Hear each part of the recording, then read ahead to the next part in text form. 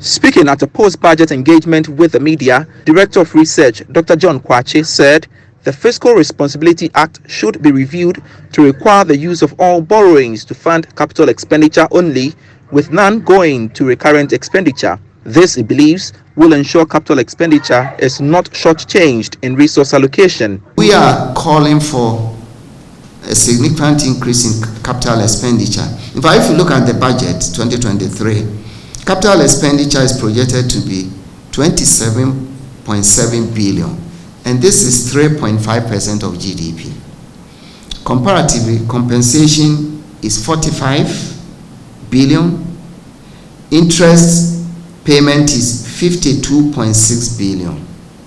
Can you imagine that we are paying as much as 52.6 billion to service our debt,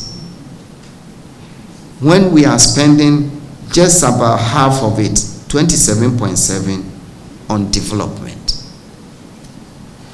You see, so when people argue that we shouldn't be increasing our debt, we shouldn't be borrowing too much, these are the consequences. Dr. Kwakye also called for policies that will enrich fiscal and debt sustainability to foster macroeconomic stability and growth. Linked to the overall deficit is the primary balance, because that's really the one that determines whether you are going to accumulate debt or not.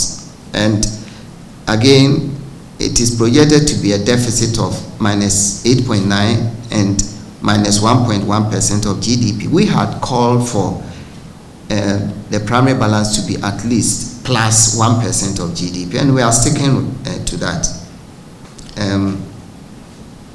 The projected deficit and the primary balance will not allow the public debt to return quickly enough to a sustainable trajectory. That's our worry. But if we were to go by our proposal, that will happen.